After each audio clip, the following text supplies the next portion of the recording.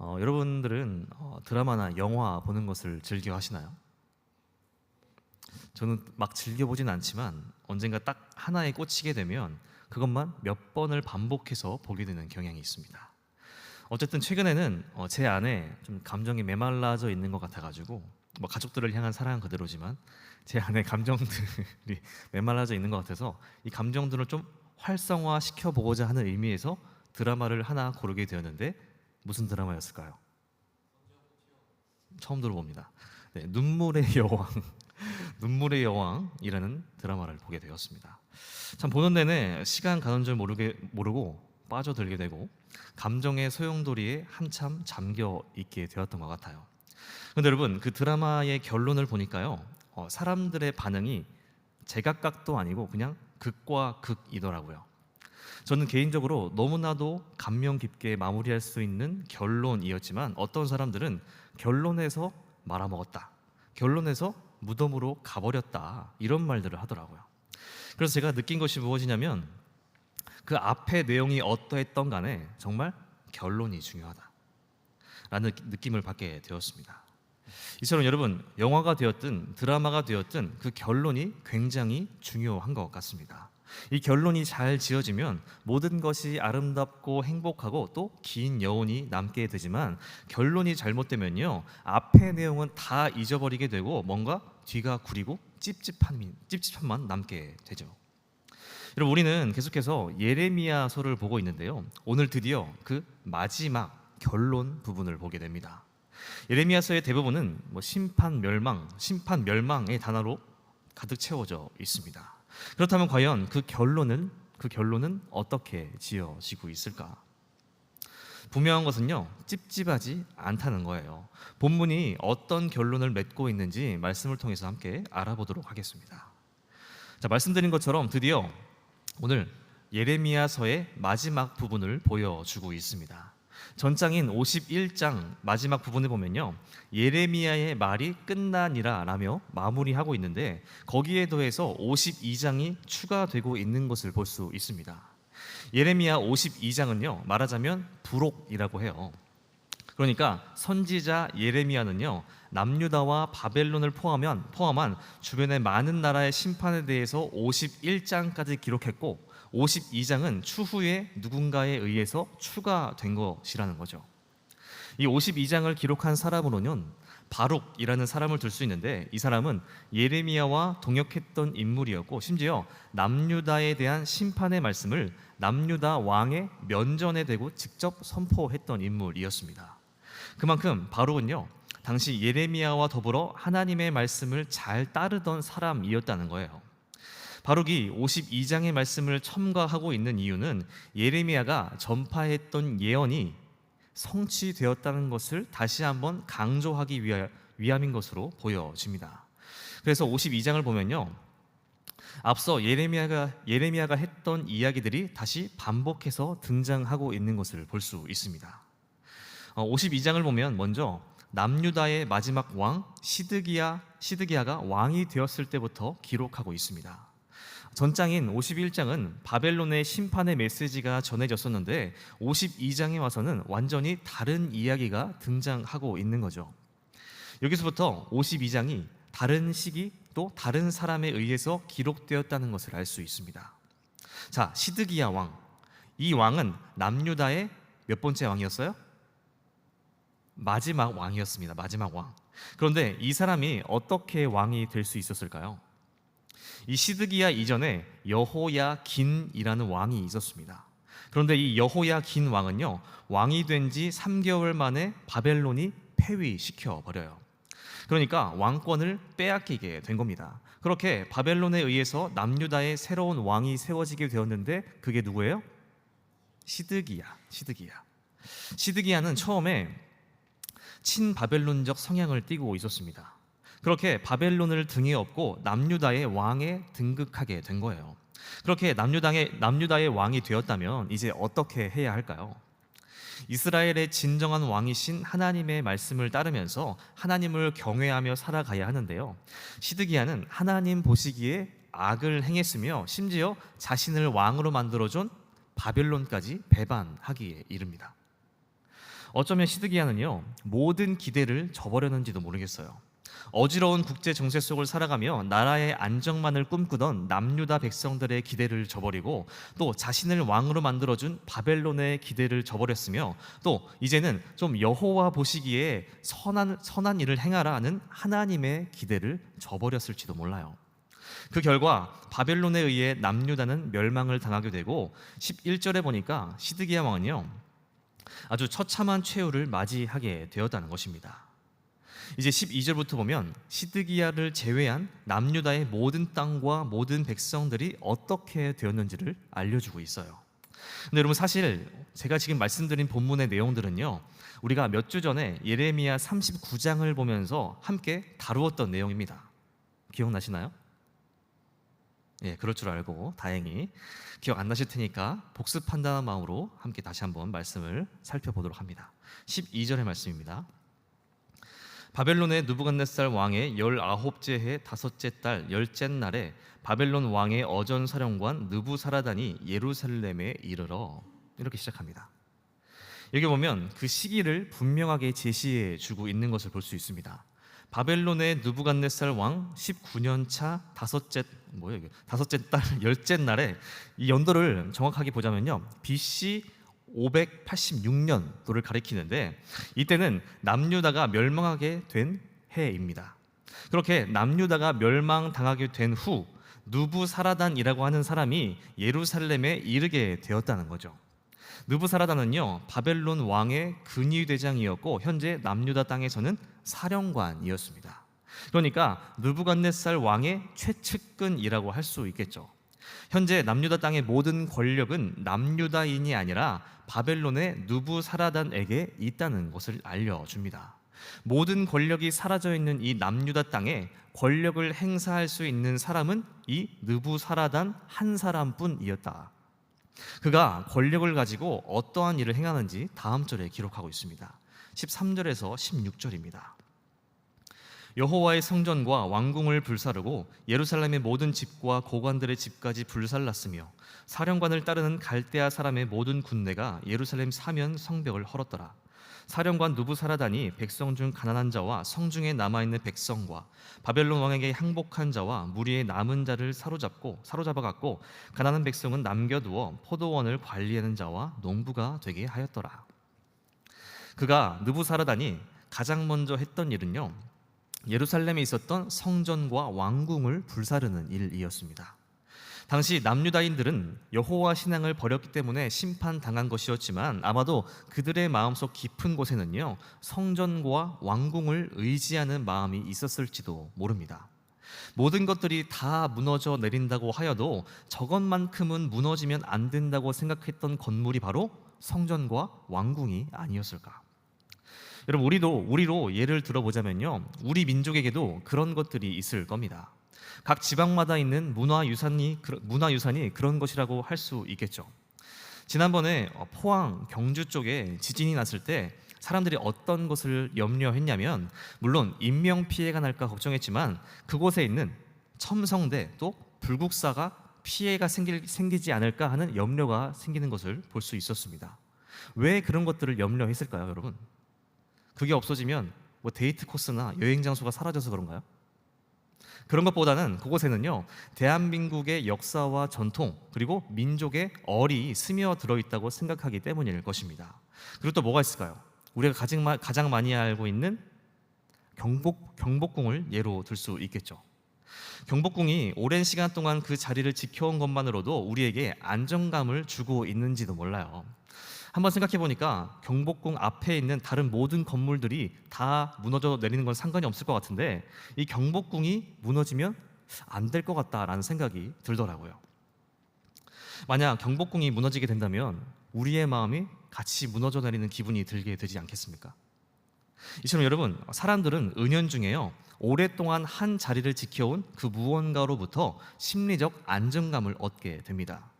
남유다 백성들에게 여호와의 성전과 왕궁은요, 그러한 의미를 갖고 있지 않았을까?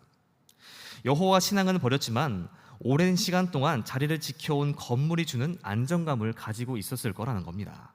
그래서 나라가 망하고 왕이 끌려갔다 해도 성전과 왕궁을 바라보면서 아직 우리에게는 이것이 남아있다라는 의지하는 마음이 들지 않았을까? 그런데 느부사라단이 어떻게 했다는 거예요?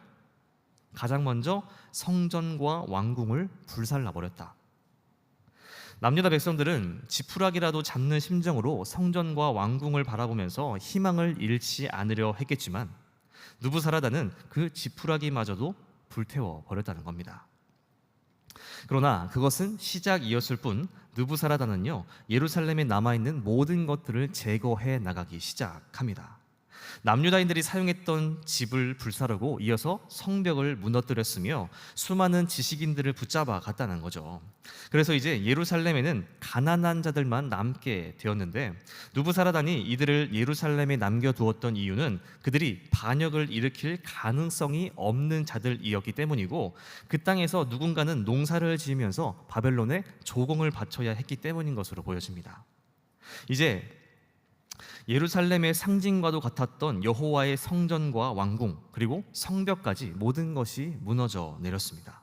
모든 권력자는 끌려가게 되었고 과거 영광스러웠던 이스라엘의 모든 흔적은 역사의 뒤편으로 사라져 버립니다. 그리고 계속해서 보면 바벨론 사람들이 어떤 물건을 약탈해 갔는지 자세하게 기록하고 있죠.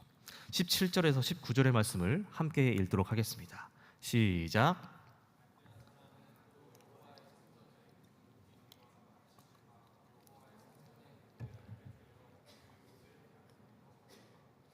가마들과 부삽들과 부집게들과 주발들과 숟가락들과 섬길 때에 쓰는 모든 노릇을 다 가져갔고 사령관은 잔들과 화로들과 주발들과 솥들과 촛대들과 숟가락들과 바리들 곧 금으로 만든 물건의 금과 은으로 만든 물건의 은을 가져갔더라.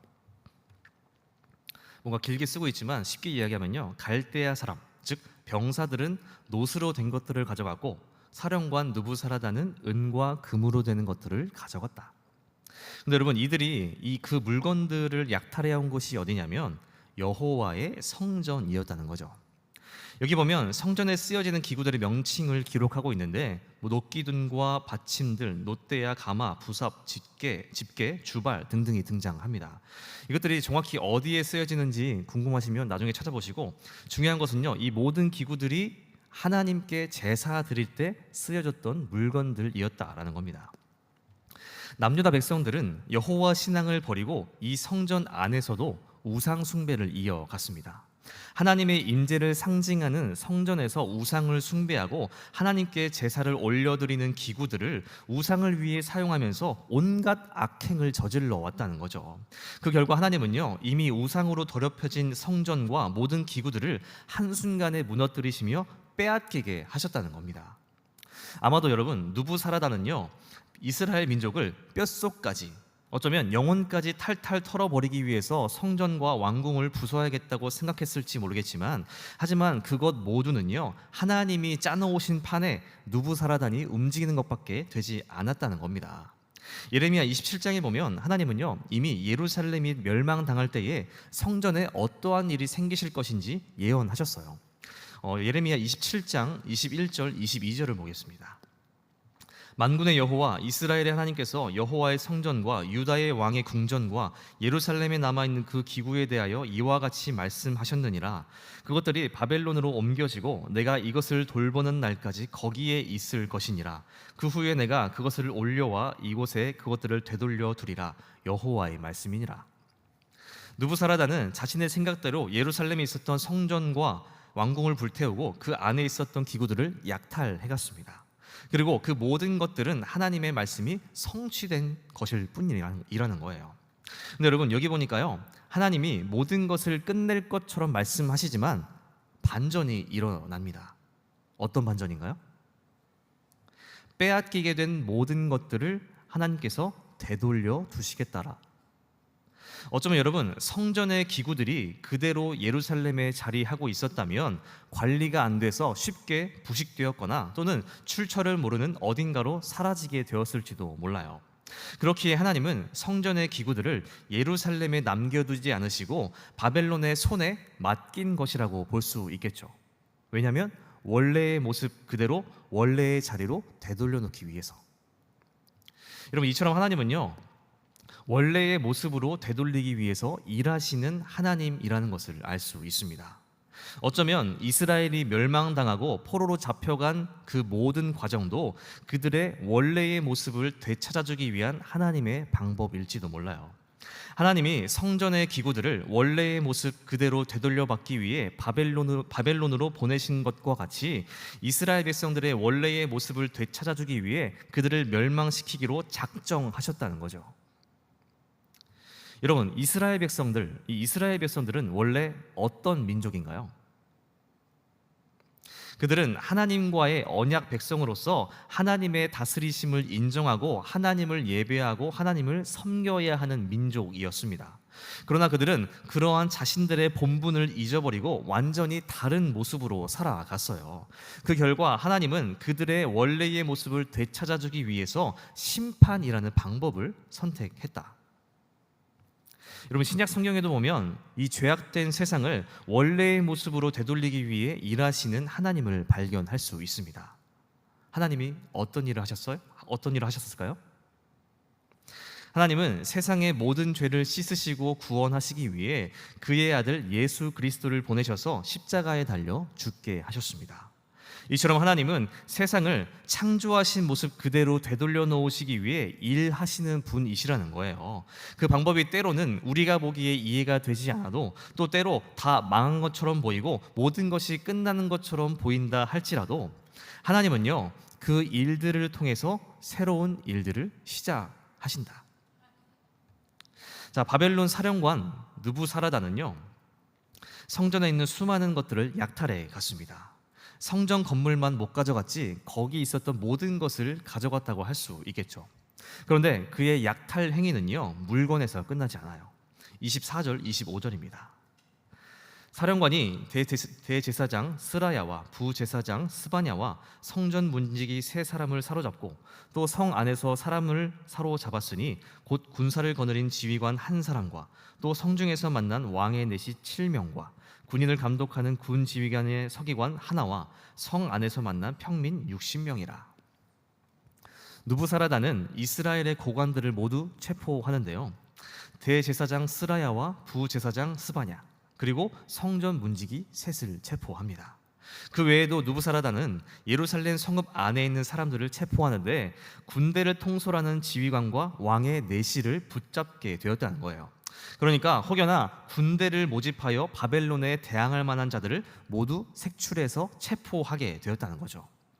그리고 체포된 그들이 어떻게 될까요? 27절에 보니까 사령관은요, 유다의 고관들을 싹 다 잡아다가 바벨론의 왕 느부갓네살에게로 데려갑니다. 그리고 림나라고 하는 곳에서 남유다인을 모두 처형시키게 되죠. 여러분, 이러한 상황을 보면 남유다는요, 다시는 일어설 수 없어 보이고 또 심지어 영원히 끝난 것처럼 보여집니다. 여러분, 우리의 역사를 놓고 보아도 위기의 상황에 늘 영웅은 갑작스럽게 등장해서 나라를 지켜주었습니다. 우리가 기억하고 있는 것처럼 임진왜란 때 이순신 장군이 그랬고, 일제강점기 때는 독립운동가들이 그랬어요. 이들은 나라가 어려울 때마다 갑자기 등장해서 나라를 위해 헌신하고 우리를 대신해서 싸워 주었고, 그 덕분에 지금까지 대한민국이 보존되고 있는 거죠. 근데 여러분, 지금 남유다의 상황이 어떠한가요? 유다 땅에 남은 사람들은 농부들 뿐입니다. 군사를 모아서 반역을 일으킬 만한 사람은 모두 잡아들여서 처형되었어요. 그렇다면 이제 예레미야가 등장해서 나라를 지켜줄까요? 예레미야는 진작부터 하나님의 말씀대로 바벨론에 항복하고 바벨론을 따라야 한다고 말했던 사람이었습니다. 그는 남유다를 위해서라도 더욱 이 상황에 나서지 않을 거예요. 그렇다면 누가 이 위기 속에서 남유다를 구할 수 있을까? 아무도 없습니다. 남유다는 정말 벼랑 끝에 서 있고 아무것도 할 수 없이 벼랑 끝으로 떨어지게 될 날만 기다리고 있게 된 거죠. 근데 여러분, 정말 이렇게 남유다가 끝이 나게 되는 걸까요? 이렇게 이스라엘이라는 나라가 역사 속으로 사라지고 영원히 이 땅에서 볼 수 없는 나라가 되는 것일까? 아니겠죠. 남유다는요, 독립운동가들이 생겨나지 않습니다. 갑자기 어떤 영웅이 등장해서 이 남유다를 구해주지 않아요. 오직 하나님이 그들을 다시 시작하게 만드십니다. 31절입니다. 함께 읽겠습니다. 시작. 유다 왕 여호야긴이 사로잡혀 간 지 37년 곧 바벨론의 에윌무로닥 왕의 즉위 원년 12째 달 25째 날 그가 유다의 여호야긴 왕의 머리를 들어주었고 감옥에서 풀어주었더라. 참 읽기가 힘드네요. 이스라엘 민족의 모든 희망은 사라졌습니다. 성전과 왕궁 그리고 성벽까지 모두 없어졌고 이스라엘을 이어갈 사람은 아무도 없어요. 그런데 그렇게 모든 것이 사라졌고 완전한 끝이라고 생각했을 때에 하나님이 예비해 두신 사람이 있었다는 거예요. 자, 바벨론의 에윌무로닥 왕 첫째 해 12째 달 25째 날에 누가 감옥에서 풀려났다고 기록하고 있어요? 여호야긴이라는 왕이 풀려나게 되었다. 유다의 마지막 왕은 시드기야였고 그는 눈이 뽑힌 채로 감옥에 갇혀 있었거나 죽었을 겁니다. 어쨌든 여호야긴은요 시드기야 왕 직전에 3개월 동안 유다를 통치했던 왕이었어요. 그는 바벨론의 느부갓네살 왕에 의해서 폐위되었고 감옥에 갇혀 있었던 것으로 보여집니다. 그러나 그때로부터 37년이 지난 에윌무르닥 왕 때가 돼서야 풀려나게 되었다는 거예요.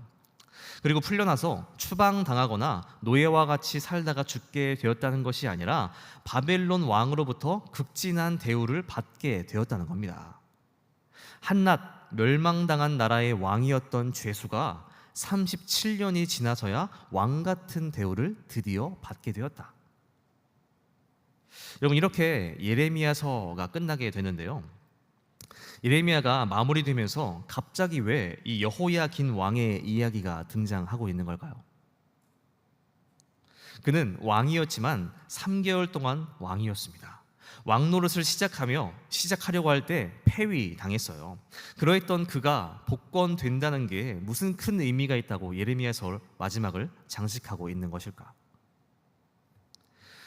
예레미야 52장은요 정확하게 모든 결과를 말하고 있지는 않지만 이스라엘의 회복을 암시하고 있습니다. 여호야긴 왕은요 다윗의 정통성을 따라 합법적으로 남유다의 왕위에 오른 마지막 왕이었다고 해요. 여러분, 솔직히 남유다가 다 망한 상황 속에서 여호야긴 왕의 복권이 무슨 의미가 있을까요? 37년 동안 감옥에 갇혀 있던 사람을 누가 따르게 되겠습니까?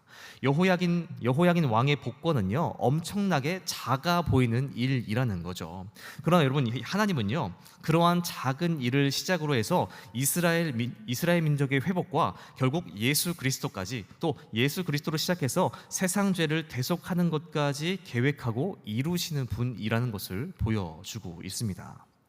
결국 오늘 본문은요 어쩌면 우리가 보기에는 아무 의미가 없거나 또 아주 작은 시작과 같이 보여지는 일이라고 할지라도 하나님께서는요 그 작은 일을 통해서 위대한 하나님의 일을 이루어가는 분임을 알려주고 있는 것이 아닐까요?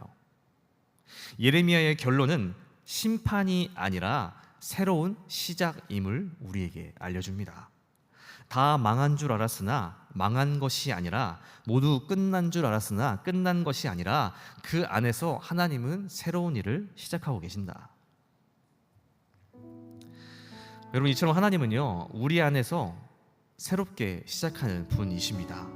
때로 새롭게 시작하시는 방법이 우리가 보기에 이해가 되지 않을 때가 있고, 또 어찌 보면 때로는 나를 망하게 하는 것처럼 보일 때가 있어요.